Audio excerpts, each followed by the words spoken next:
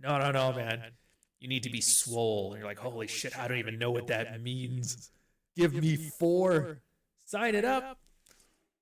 Some guys weren't even going to be close to making it, but it felt like they were good, like they're in the club. Like, yeah, I'm not swole yet, but I'm in the swole war room for masculine gentlemen, and we're getting there. So it's just a matter of time. Temporarily disenfranchised swole jacks. Like, all right, fuck, whatever.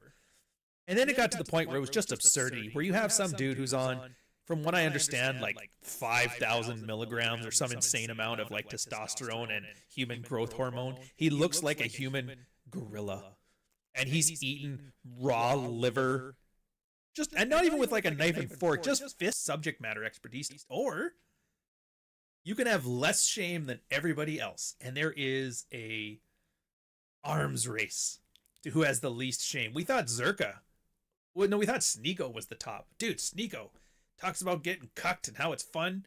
Talks about how cuties. He's like, it's like they were 18-ish. And you're like, dude, this is as bad as it's gonna get. No, Sneeko was just the scout, the recon force.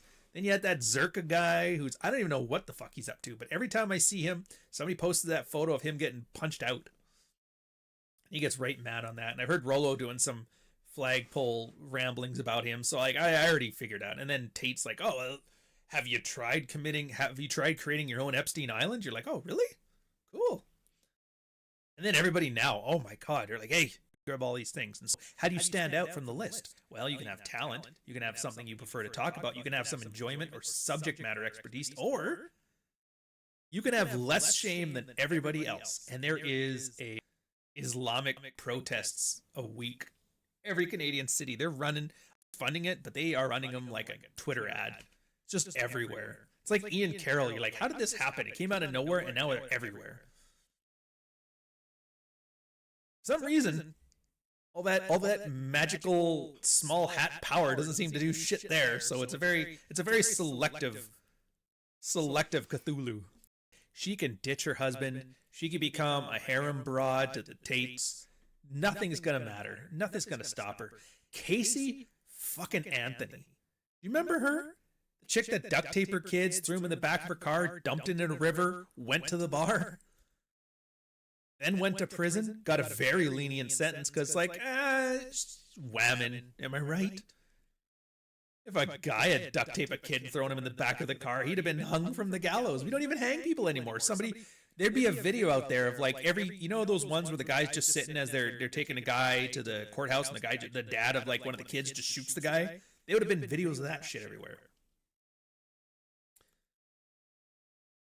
Anyways, Casey Anthony starting a brand, has a Substack, has a social media profile. If Casey Anthony can avoid the cancel mob of all people, Candace Owens could murder her whole fucking family and still have a job in the morning.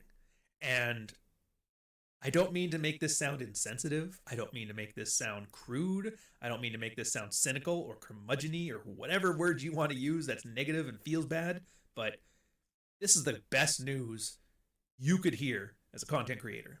To know where that line is. And it is so far from where I'm willing to go, I can just run my mouth about anything that interests me and I'll be fine. I thought I was happy enough when OJ came back and he started having that OJ's Girls Want Run Wild video where it was just him with hoes and he was making money on that. Like, if OJ can do it, I'll be fine. So yeah, don't worry. It's like